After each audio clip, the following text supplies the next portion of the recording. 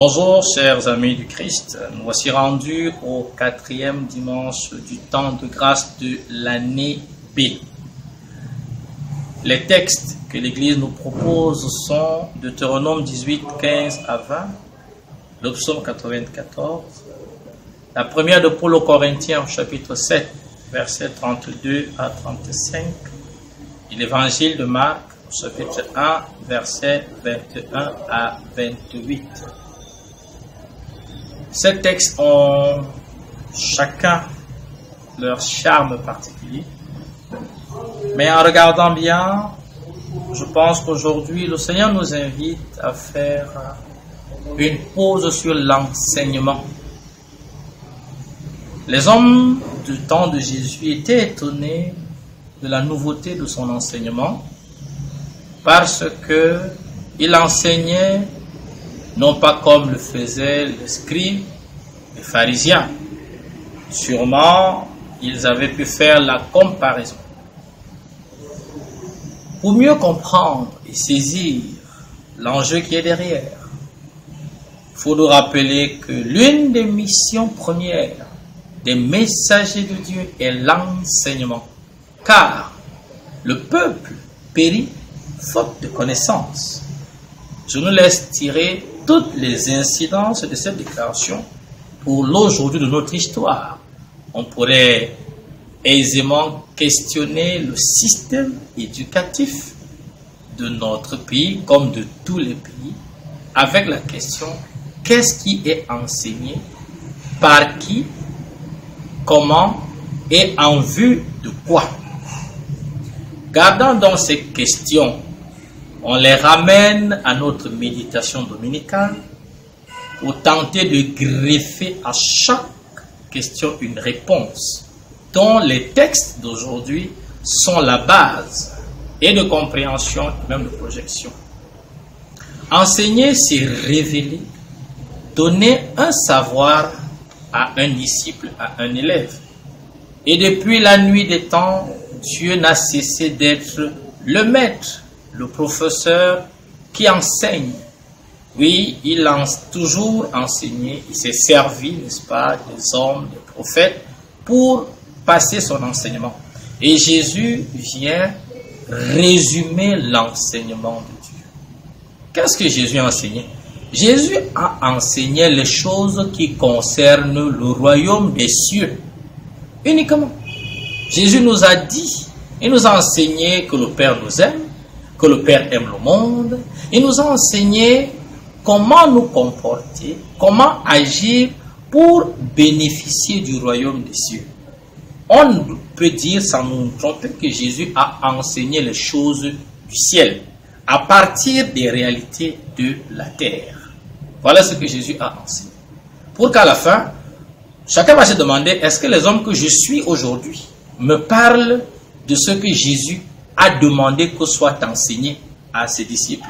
Rappelons-nous la consigne à ses apôtres: enseignez-leur tout ce que je vous ai enseigné. Jésus enseignant le royaume des cieux, les choses du royaume, Paul nous aide en nous parlant des réalités célestes que nous devons rechercher aussi aujourd'hui. Qui est-ce que nous écoutons?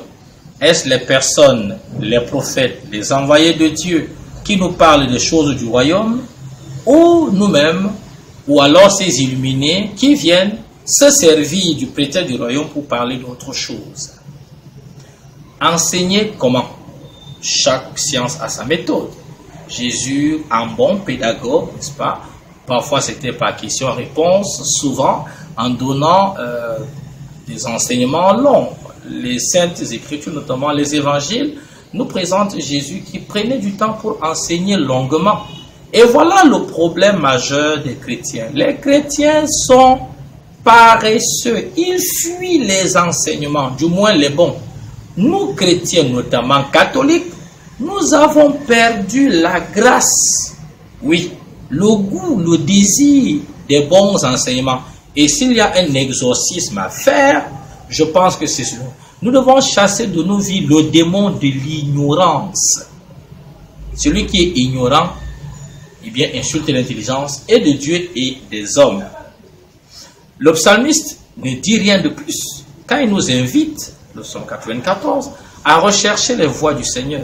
Comment rechercher les voies du Seigneur si tu ne les connais pas? Comment les connaître si quelqu'un ne te les enseigne pas? Donc l'importance d'avoir de bons enseignants. Hommage ici à tous les maîtres et maîtresses, les anciens, ceux qui se sont dévoués et qui se dévouent encore. Il y a encore aujourd'hui de bons enseignants, tout comme il y a des dangereux pour la cause que nous évoquons.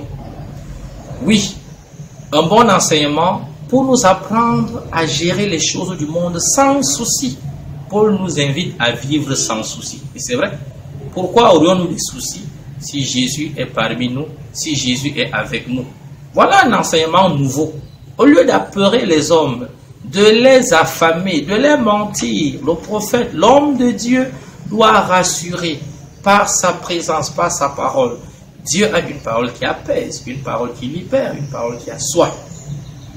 Oui, enseignement, par qui? Par des personnes indiquées. Donc on ne doit pas s'informer auprès de n'importe qui. Enseignement en vue de quoi? On enseigne en vue du royaume des cieux. Donc ce jour, nous rendons grâce à Dieu qui nous rappelle l'importance de l'enseignement. L'enseignement biblique est important. L'enseignement profane est important à condition que cela nous aide à grandir dans notre relation à Dieu. Oui, chers frères, chères sœurs, chers amis, quels sont les enseignements dont tu es friand? Qui sont les personnes que tu écoutes aujourd'hui? Ces personnes sont-elles crédibles?